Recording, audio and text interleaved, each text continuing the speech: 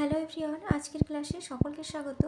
আজকে আমরা উত্তর চব্বিশ পরগনা সম্পর্কিত বেশ কিছু তথ্য জেনে নেব। এখানকার ভূপ্রকৃতি সেটা কিন্তু সম্পূর্ণ পুরোটাই কিন্তু পলি গঠিত সমভূমি প্রকৃতির, এবং এখানকার আয়তন হলো 4,09,463 বর্গ কিমি।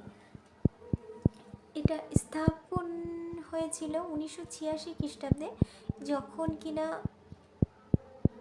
বাংলার নবাব পলাশীর যুদ্ধের পর বাংলার নবাব মির্জাফর এই পুরো গোটা 24টা পরগনার দায়িত্ব ওই ব্রিটিশ ইস্ট ইন্ডিয়া কোম্পানির হাতে তুলে দেন, এবং প্রশাসনিক কাজকর্মের সুবিধার্থের জন্য 1983 সালে ডক্টর অশোক মিত্রের সভাপতিত্বে এই 24টা পরগনা বিভক্ত হয়, এবং 1986 সালে উত্তর চব্বিশ পরগনা এবং দক্ষিণ চব্বিশ পরগনা নামে দুটি পৃথক জেলা হিসাবে পরিচিত হয়। এখানকার সীমানা হলো উত্তরে নদিয়া আছে, নদিয়া পর্যন্ত, পূর্বে আছে বাংলাদেশ, আর দক্ষিণে কলকাতা ও দক্ষিণ চব্বিশ পরগনা পর্যন্ত সীমানা, এবং পশ্চিমে এইখানকার উত্তর চব্বিশ পরগনার পশ্চিমে রয়েছে হুগলি নদী। এরপর আসছে জনসংখ্যায়।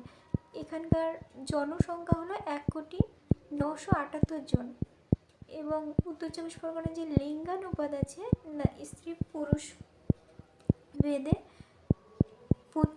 1000 জন পুরুষে 955 জন হলো স্ত্রী। এখানকার সাক্ষরতার হার আছে 84.06%।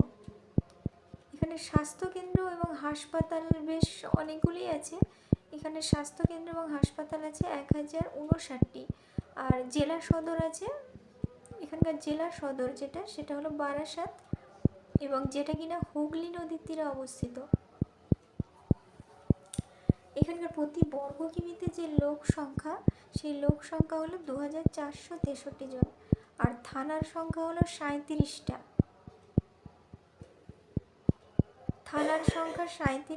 আর গ্রাম পঞ্চায়েত হলো 200টি আছে, পঞ্চায়েত সমিতি আছে 22টি, তাছাড়া পৌরসভা আছে 27টি, আর এখানকার বিধানসভার যে আসন সংখ্যা সেটা হলো 33টা আসন সংখ্যা আছে বিধানসভায়, আর লোকসভার ক্ষেত্রে আছে 5টা আসন। সেই 5টা আসন কি সেটা হলো বারাসাত, ব্যারাকপুর, দমদম, বসিরহাট, বনগাঁ। এই 5টা আসন হলো লোকসভার আসন। আর মহকুমা হলো, এখানে 5টি মহকুমা আছে, বারাসাত, ব্যারাকপুর, বনগাঁ, বসিরহাট আর বিধাননগর। এই 5টা মহকুমা এখানে আছে। তাছাড়া এখানে যে নদীগুলো আছে সেগুলো হলো ইছামতি আছে, যমুনা আছে, বিদ্যাধরী আছে, কালিন্দী আছে, আর আছে রায়মঙ্গল আছে। এখানে যে শিক্ষা প্রতিষ্ঠান আছে সেখানে তার মধ্যে যে প্রাথমিক বিদ্যালয় আছে সেই প্রাথমিক বিদ্যালয়ের সংখ্যা হলো 3,559টি। তাহলে প্রাথমিক বিদ্যালয়ের সংখ্যা এখানে 3,559, আর মাধ্যমিক বিদ্যালয়ের সংখ্যা হলো 475টি। মাধ্যমিক বিদ্যালয়ের সংখ্যা 475টি, আর উচ্চ মাধ্যমিক বিদ্যালয়ের সংখ্যা আছে 429টি। এখানকার বিখ্যাত ব্যক্তিত্বদের মধ্যে সবচেয়ে প্রথমে যার নাম আসে তিনি হলেন বঙ্কিমচন্দ্র চট্টোপাধ্যায়, যিনি 1838 খ্রিস্টাব্দে 26শে জুন জন্মগ্রহণ করেন। ঠিক আছে, এবার তিনি কোথায় জন্মগ্রহণ করেছিলেন? তিনি ব্যারাকপুরের নৈহাটিতে জন্মগ্রহণ করেছিলেন, আর তিনি ছিলেন বাংলা সাহিত্যের জনক এবং ঔপন্যাসিক। বন্দে মাতরম গান কিন্তু তারই ছিল, তিনি বন্দে মাতরম গানের সৃষ্টিকর্তা ছিলেন। তার গ্রন্থগুলির মধ্যে উল্লেখযোগ্য গ্রন্থ হলো দেবী চৌধুরানী, কপালকুণ্ডলা, দুর্গেশ নন্দিনী প্রমুখ ইত্যাদি।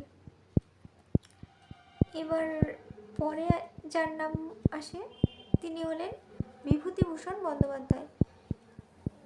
ইনি হলেন প্রখ্যাত সাহিত্যিক এবং হলেন ঔপন্যাসিক। তিনি জন্মগ্রহণ করেন 1894 খ্রিস্টাব্দে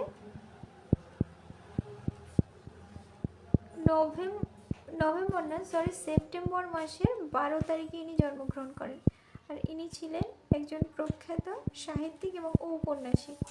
এনার রচনায় হলো পল্লী প্রকৃতি এবং অরণ্য প্রকৃতির পরিচয় পাওয়া যায়।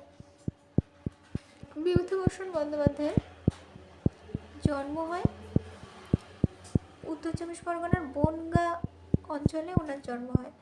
এরপর উনি যে গ্রন্থগুলি লিখেছিলেন তার মধ্যে উল্লেখযোগ্য যেগুলো সেগুলো হলো তার মধ্যে আসে পথের পাঁচালী, আরণ্যক, চাঁদের পাহাড় ইত্যাদি।